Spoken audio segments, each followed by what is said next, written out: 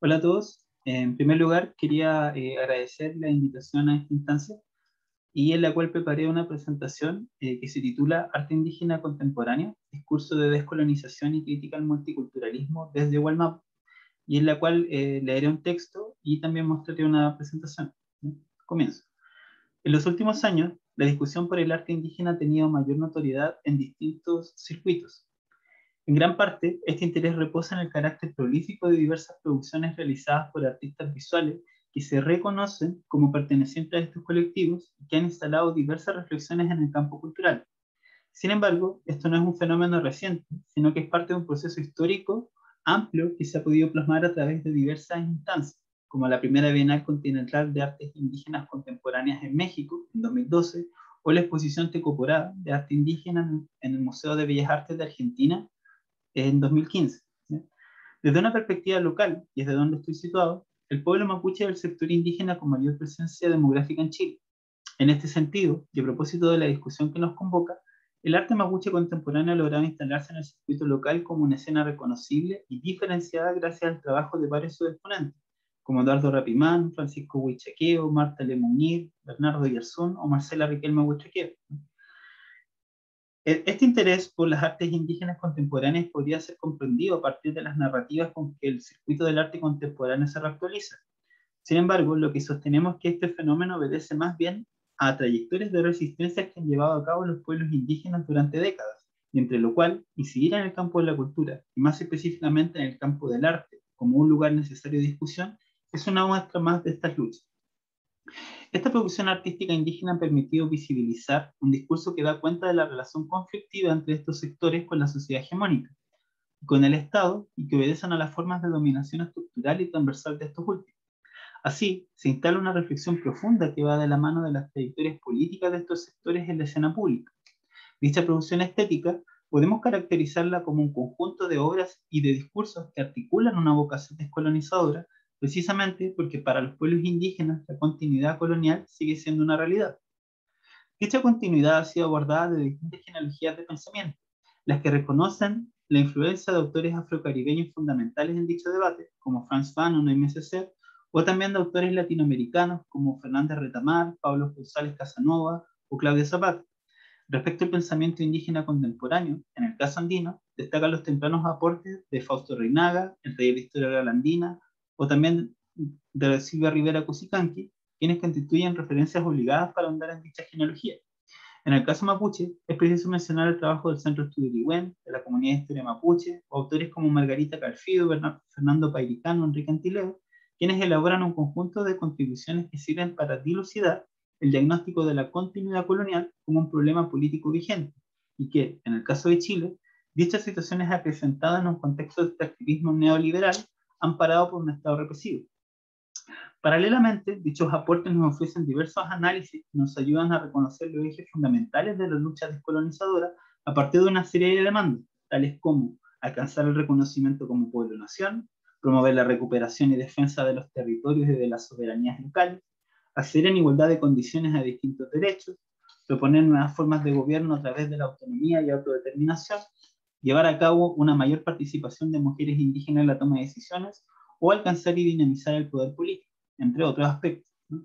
Creemos que este proyecto de descolonización también ha incidido en el arte indígena contemporáneo, cuando dichos exponentes posicionan una forma de crítica amplia, la cual discute y cuestiona a través de obras de arte el discurso predominante que existe sobre las culturas indígenas y cuyo fenómeno está marcado en un contexto de continuidad colonial y de la cual la institucionalidad del arte tampoco está ajena, ya sea por la jerarquización asimétrica que sigue operando para referir a las prácticas indígenas o por las históricas formas de exclusión con que el canon ha operado para representar y desmarcar a estos sectores.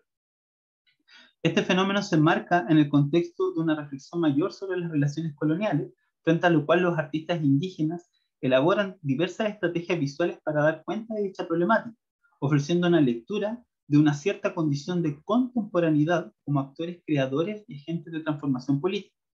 Con esto último quiero señalar que no me refiero al arte indígena contemporáneo como a prácticas que se realizan en el presente o que son coetáneas a nuestro tiempo, sino que, retomando la lectura de Giorgio Agamben sobre lo contemporáneo, se distinguen por la lucidez y capacidad de leer los tiempos históricos de una forma a la que no pueden rehuir, ¿no?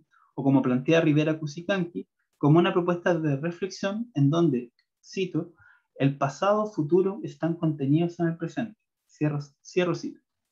Visto así, el arte indígena contemporáneo no representa necesariamente una decisión o superación respecto del arte tradicional, mirada con que generalmente han sido entendidas las prácticas artísticas de estos pueblos, sino más bien representa una convivencia o alternativa y que, con relación a la condición colonial, construye un acercamiento interdisciplinario clave para analizar imágenes y visualidades desde una mirada heterogénea, descolonizadora y contemporánea.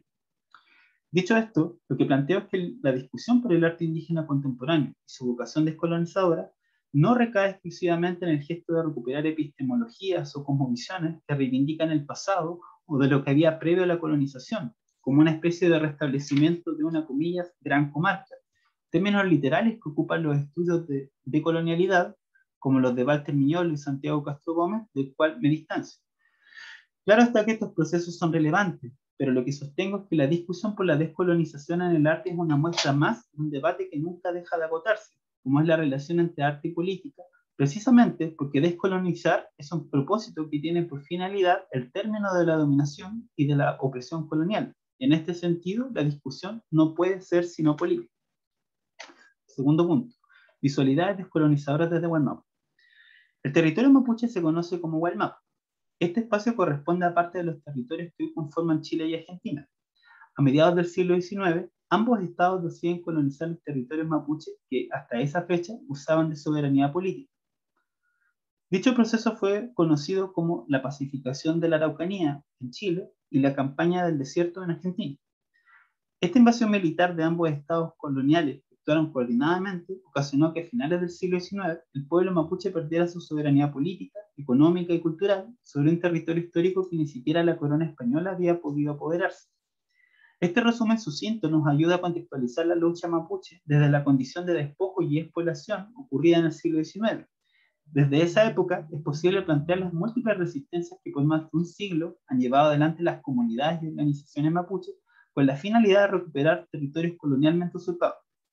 Esta perspectiva nos ayuda a conceptualizar y reformular el mal llamado conflicto mapuche o cuestión mapuche desde una óptica de un conflicto generalizado, de un conflicto generado, por la opresión colonial del Estado de Chile sobre el pueblo mapuche, instalando una dominación estructural que paralelamente trajo consigo la elaboración de un conjunto de representaciones colonialistas que aún abundan para referir a este colectivo y que bien exhibe las problemáticas que Edward Said planteaba en su artículo Representaciones del colonizado. Cito Said. Alrededor del colonizado comenzó a crecer todo un vocabulario de frases que, cada una a su manera, refuerza la terrible secundariedad de pueblos que, en la decisiva caracterización de Norfolk, están condenados solamente a usar el teléfono, nunca a inventarlo. Cierro cita. En este punto de la discusión quiero plantear algunas lecturas que se desprenden de la obra de tres artistas mapuches contemporáneos que permiten visibilizar la problemática colonial y que elaboran una crítica que da a conocer cómo se realiza este montaje de representaciones y de apariencias sobre los pueblos colonizados desde el lugar de los imaginarios hegemónicos y cuya problemática se enmarca en un contexto de multiculturalismo. En tal sentido, estos artistas ofrecen una visualidad crítica concreta para la descolonización de las representaciones, los espacios y los discursos. Voy a mostrar la presentación. En 2017, la artista Paula Baeza Pailamilla realiza la performance titulada Etnoturismo. La acción se hizo en conjunto a la teórica del arte Marily Flores. El ejercicio consistía en que Paula vestía un atuendo mapuche e ingresaba al interior de las vitrinas de galería callejera. La performance duró 4 horas. La vitrina era acompañada con la información del artista a modo de cédula a partir de su etnia, lengua, nombre, género, edad, estatura y peso. Debajo de esa información se ubicaba el logo del Servicio Nacional de Turismo, que depende del Ministerio de Economía, Fomento y Turismo en Chile. Por mientras, María Iris repartía volantes con información que provenían del sitio web oficial de este organismo, y en donde se invitaba a visitar comunidades mapuche como parte de las iniciativas fomentadas por el turismo. La obra ofrece varios puntos críticos de entrada. En primer lugar, la performance invoca cierta memoria de la visualidad del encierro de los cuerpos indígenas que en la historia colonial tiene su hipérbole en las experiencias de zoológicos humanos. Por otro lado, activa las categorías identificables de cierto marco normativo con que el Estado reconoce determinados cuerpos racializados que pareciera que nos indicara, mire, así son, así viven. Por lo demás, al entregar la información oficial que efectivamente invita a visitar a las comunidades, que es esta del sitio web, del sitio oficial del Estado, ¿no? Quedan en evidencia las coordenadas de lo permitidamente visible que la marca Chile propone respecto al pueblo mapuche. Y decimos marca porque en efecto forma parte de las estrategias de marketing que pueden encontrarse en el sitio oficial del organismo que promueve el turismo en Chile. De este modo, Paula altera esta retórica trasladando la experiencia itinerante y etnográfica que se pone un etnoturismo en un gesto que pone en crisis la movilidad y el mancillamiento de los cuerpos indígenas bajo tales coordenadas.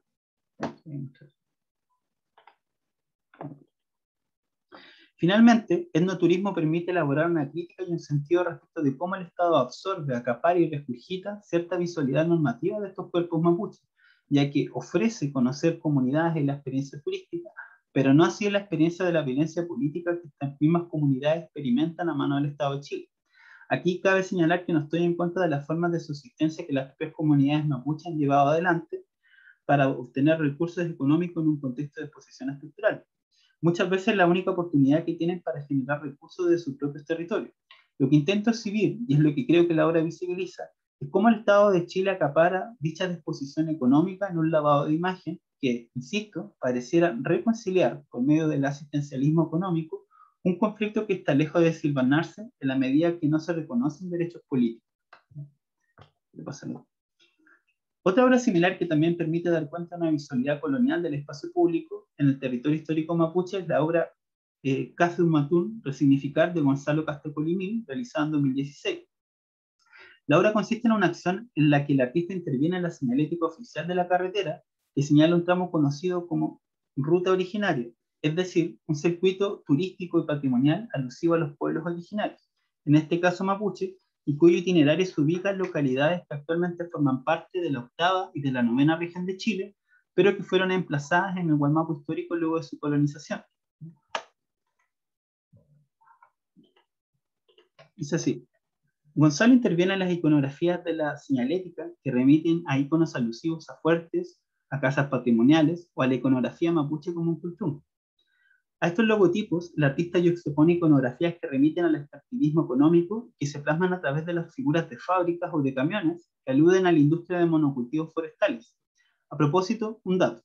Según un reportaje del medio Interferencia, cito, la mayoría de las tierras reclamadas por las comunidades mapuche están en manos de empresas forestales, las que poseen más de 280.000 hectáreas de las cerca de 450.000 hectáreas en disputa en la región de la Araucanía. Las forestales son centrales en el problema. Cierro cita.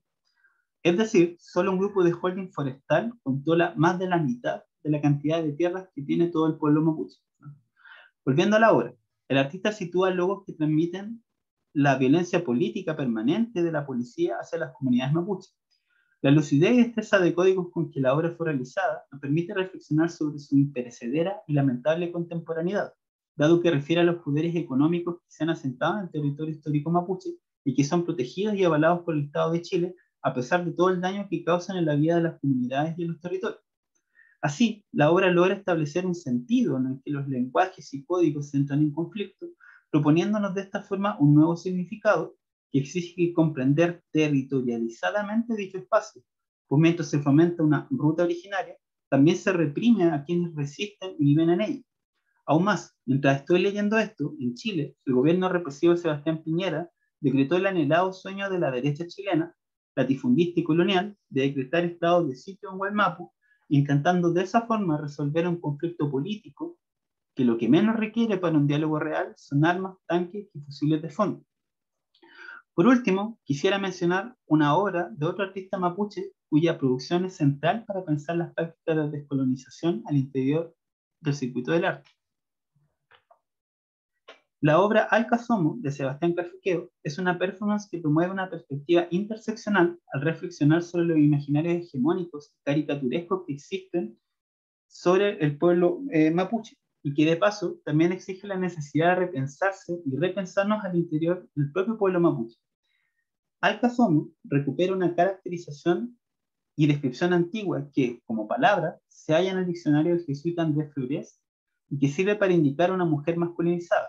Dice Febrés: Alcazomo, macho y hembra, o hermafrodita, cierre cita.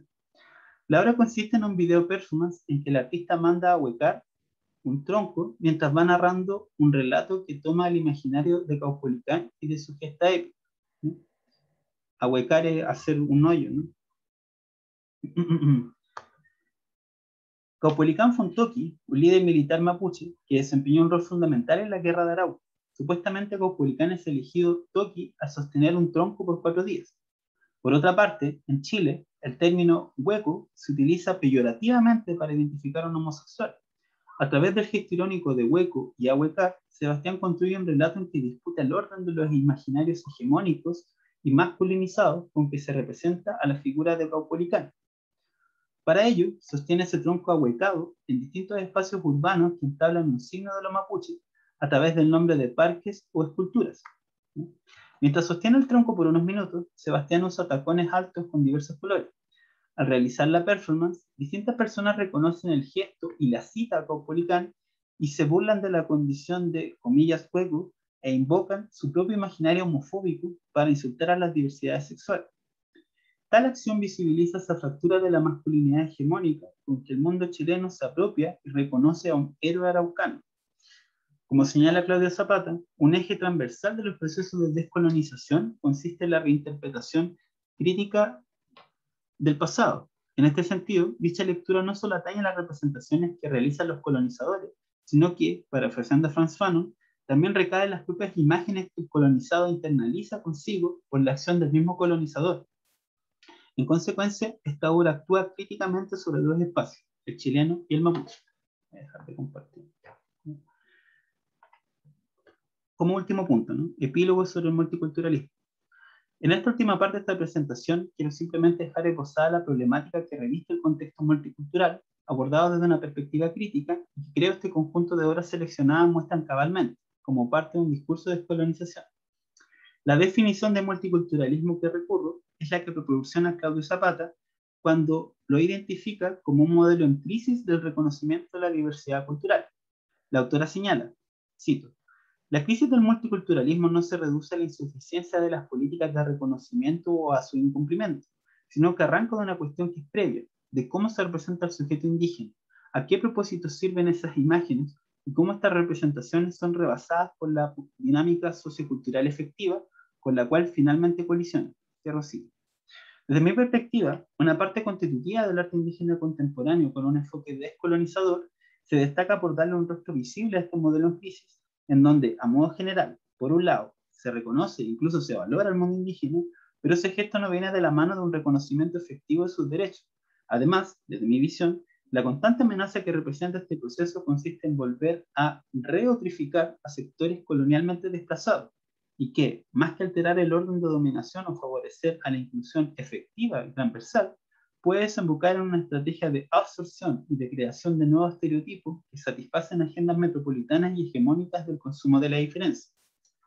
En este sentido, en el campo del arte ocurre algo similar, pues si bien se ha hecho presente la necesidad de incorporar y reconocer dichas visualidades, intentando remediar la exclusión histórica de estos sectores, eso no necesariamente se traduce en una alteración del orden de dominación al interior de estos circuitos o que estos colectivos se desempeñen en cargos con poder de decisión.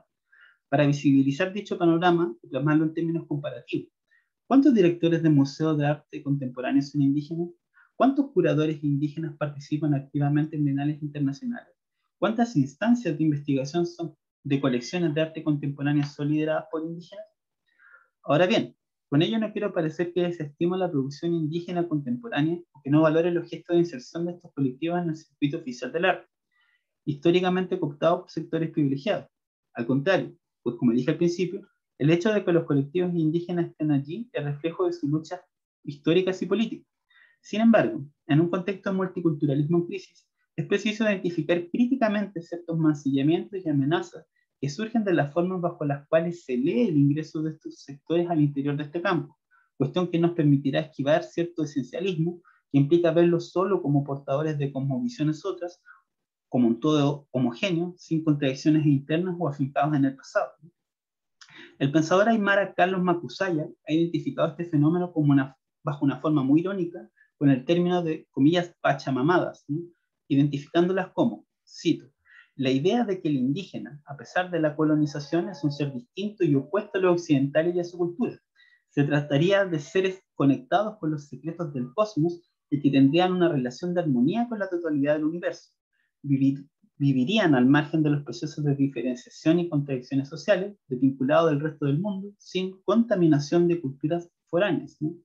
En tanto los indígenas no afecten las relaciones de poder, son glorificados, se ensalza su cultura, se busca preservarlo. Hasta ahí la cita, ¿no? Para finalizar, creemos que las obras que hemos analizado van en una dirección distinta, pues lejos de caer en ciertos esencialismos, visibilizan el carácter político de la resistencia indígena contra un régimen de dominación colonial vigente, y además evocan la tensión de la crisis multicultural en un contexto específico. En definitiva, se erigen como la construcción visual de una propuesta estética descolonizadora. Muchas gracias.